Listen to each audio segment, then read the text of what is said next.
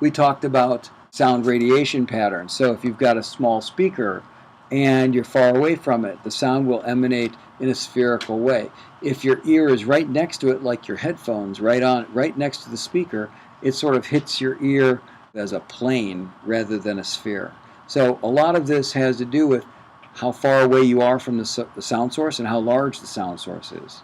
So if you're standing at a concert tonight and you're in front of a stack of speakers and you're only 10 feet away, it's probably hitting you more intensely like a wavefront. But if you get to the back of the club, it'll be more of a spherical kind of radiation from that speaker, and you'll get a little less energy in the back. That's why when you move away from a speaker, you get less energy. We talked about what happens to your hearing when you overload your eardrum and what can happen. We also talked about hearing. We talked about the three parts of the ear.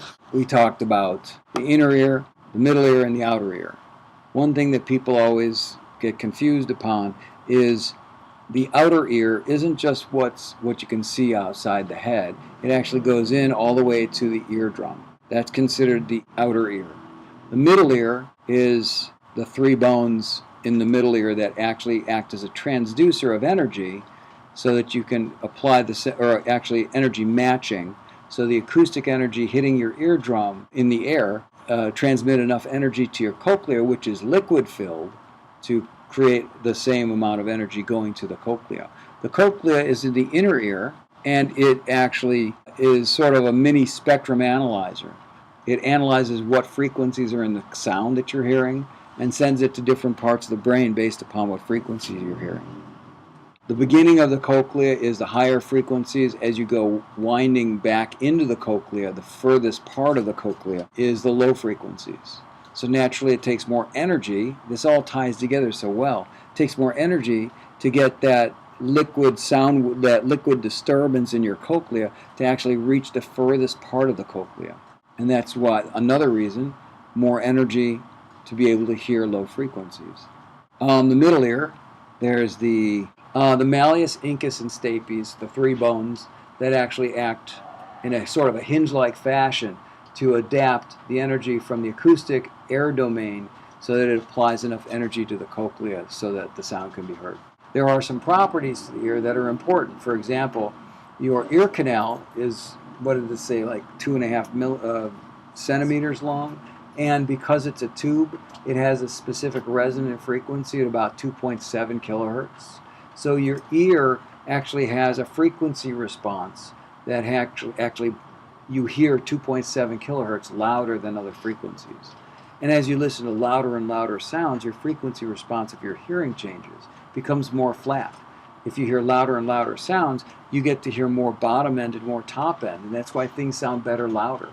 And I've got a theory, I don't know if it's true or not, this is just my particular theory, that at 2.7 kilohertz, having that extra sensitivity in your hearing is the exact frequencies that we actually need to understand diction and speech for communication. We talked about EQs. We talked about how an EQ is just a very small delay that's microsecond delay that induces a phase shift that gets added back to the non-phase shift, non-delayed signal to create either 180 degrees or some phase shift that either reduces the volume of that frequency or adds together and adds more to that frequency. And that's how you get an EQ basically to work. And there's different types of EQs. There's graphic EQs. Graphic EQs just have a row of sliders that you adjust in different frequency bands. Parametric EQs basically have a couple bands, 3, 5, 7 bands that you can sweep and adjust what frequency you want to choose and whether you want to add or subtract. They're peaking or reduction. And with a parametric EQ, there's such a thing called Q, which basically tells in that specific band, if you add that specific frequency, how tight of a bandwidth or how wide of a bandwidth you have in your addition or your subtraction of that frequency. Any Q that's above 1 means that it adds more than it is wide. Any Q that's below 1 means that the frequency bandwidth that it affects is wider than it is in terms of how much it's adding or subtracting. And with a parametric EQ, you can almost form a notch filter by having a very tight Q and reducing that frequency. We also talked about quasi-parametric EQs, which basically are the old school EQs on a lot of the classic boards like Neve and API, where you could only choose selected frequencies to work in. You didn't have a sweepable frequency range. You can't get strange choices of frequencies. It's what they give you, and most of those frequencies are chosen for their musicality. I call them kind of magic frequencies. My particular favorites are 47 hertz for low end, 6.8 kilohertz for adding brightness to guitars and vocals. If you go up to 10K, it gets really brittle. So they have different qualities as you choose different frequencies. With the fully parametric, if you're not really skilled at EQing, you can just choose frequencies that sound good on their own, but when they're combined with other frequencies, have this quality of masking other frequencies, which is another thing we talked about, masking frequencies, where two frequencies are close to each other, one can mask the other sound. Bass and kick drum always have that problem, like who's going to take what frequencies and how are they going to work together, rather than compete for that space at those frequencies. We talked about high-pass filters, low-pass filters, band-pass filters. High-pass filter allows only the highs to pass. Low-pass filters only allow the lows to pass. Both together, it forms a band that can pass. Talk about shelving. Shelving's at the top end and the bottom of the spectrum. Usually in a parametric EQ, they give you shelving, which allows you to not do peaking, but more like you add some frequency and then it stays added all the way out to the end of the spectrum, whether it's the high end or the low end. Or you reduce it and it stays reduced at that level all the way down to the high end or the low end of the spectrum. Talked about compressors, my favorite subject. Compressors, there's 4 basic parameters that you adjust to adjust a compressor. You've got attack, release, ratio, and threshold. Threshold is where the compressor starts working. Attack is how fast it starts working. Release is how fast it stops working.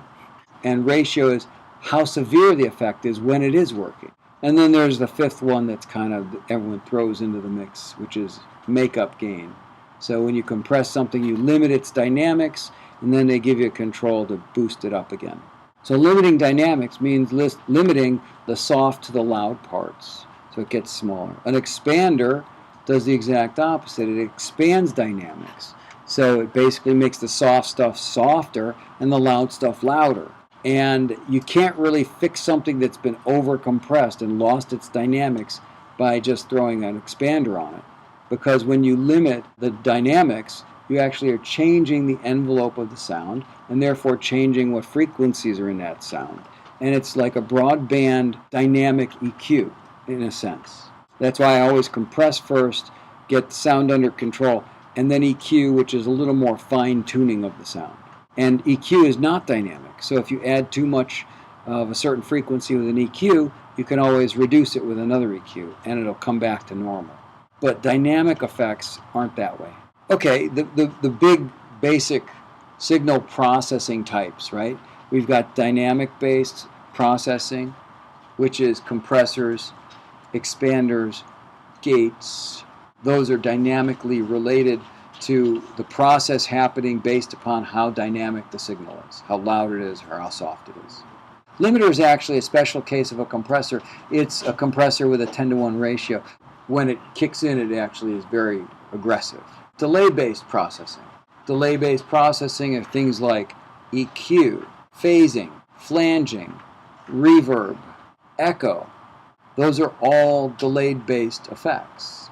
So they come from the fact that sound takes time to travel. A car whizzes by you and you hear it go, shoo, and it's sort of a phasing effect because the sound is coming at you, then moving away from you, and you're hearing both of those things moving at the same time. Speaking of block diagrams, difference between a block diagram and a schematic. Schematic is the component level of what happens inside pieces of gear. Transistors, resistors, capacitors, integrated circuits, microprocessors. Where block diagrams representing signal flow, representing what happens from the microphone going into the mic preamp, going into the next stage of EQ, going into a compressor, and then going into a DAW or a converter. We also talked about the process of how a tape machine works. On tape, it's magnetic particles that get hit with magnetic flux that's based roughly upon what signal comes into the tape machine electronically, converts it to magnetic flux that hits the tape. Tape gets magnetized in certain areas and retains that magnetization until you play it back. When you play it back, it still stays magnetic, but then the machine reads the magnetic spots and reconverts it into electrical impulse.